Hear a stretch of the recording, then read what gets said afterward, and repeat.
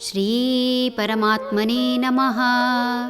ಶ್ರೀಮದ್ಭಗವದ್ಗೀತಾ ಅಥ ಷಷ್ಠೋऽಧ್ಯಾಯಃ. ಧ್ಯಾನಯೋಗಃ.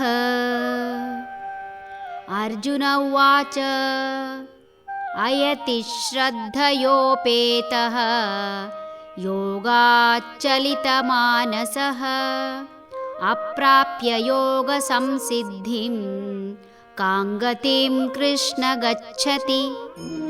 ಅರ್ಜುನನು ಹೇಳಿದನು, ಹೇ ಕೃಷ್ಣ, ಯೋಗಾಭ್ಯಾಸದಲ್ಲಿ ಶ್ರದ್ಧೆಯುಳ್ಳವನು ಸಾಕಷ್ಟು ಯತ್ನವನ್ನು ಮಾಡದೆ ಹಾಗೂ ಪೂರ್ಣ ಸಿದ್ಧಿಯನ್ನು ಪಡೆಯದೆ ಯೋಗದಿಂದ ವಿಚಲಿತನಾದರೆ ಅವನ ಗತಿ ಏನಾಗುವುದು?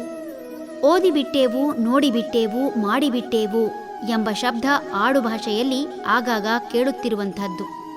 ಸಾಧಾರಣವಾಗಿ ಎಲ್ಲರೂ ನಿಜವನ್ನೇ ಹೇಳುವುದು. ಓದು ಮುಗಿದ ಮೇಲೆ ಓದಿದ ಎಲ್ಲ ವಿಷಯವೂ ತಲೆಯಲ್ಲಿ ಉಳಿದಿರುತ್ತದೆ ಎನ್ನಲಾಗದು. ಅಥವಾ ಓದಿದ ವಿಷಯಗಳ ಪ್ರಭಾವದಿಂದ ಜೀವನ ಕ್ರಮದಲ್ಲಿ ಶಾಶ್ವತ ಬದಲಾವಣೆಯಾದರೆ ಅಂತಹದ್ದನ್ನು ವಿದ್ಯೆ ಎನ್ನಬಹುದು. ಇಲ್ಲಿ ಅರ್ಜುನ ಪ್ರಶ್ನಿಸುತ್ತಿರುವುದು ವಿದ್ಯಾರ್ಜನೆ ಆರಂಭ ಮಾಡಿ ಮಧ್ಯದಲ್ಲಿ ನಿಲ್ಲಿಸಿದ ವಿದ್ಯಾರ್ಥಿ ರೀತಿಯ ಯೋಗಿಗಳ ಬಗ್ಗೆ. ಸಾಕಷ್ಟು ಜನರಿಗೆ ಯೋಗದಲ್ಲಿ ಶ್ರದ್ಧೆ ಇರುತ್ತದೆ, ಆ ದಿಶೆಯಲ್ಲಿ ನಡೆಯಲು ಆರಂಭ ಮಾಡುತ್ತಾರೆ.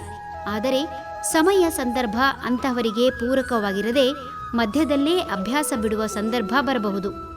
ಮನುಷ್ಯನ ಮೊದಲ ಆದ್ಯತೆ ತನ್ನ ಹೊಟ್ಟೆಪಾಡಾದರೆ ನಂತರ ತನ್ನವರನ್ನು ಸಲಹಬೇಕು. ತಾನು ಬೆಳೆಯದೆ, ಅಂದರೆ ತನ್ನ ಹಾಗೂ ತನ್ನವರ ಅವಶ್ಯಕತೆಯನ್ನು ಪೂರೈಸಿಕೊಳ್ಳಲು ಅಸಮರ್ಥನಾದರೆ ಅಂತಹವರನ್ನು ಸಮಾಜ ಗೌರವಿಸದು. ಕೆಲವರಿಗೆ ಅವಶ್ಯಕತೆಗಳನ್ನು ಪೂರೈಸುವುದರಲ್ಲೇ ಜೀವನ ಕಳೆದು ಹೋಗುತ್ತದೆ.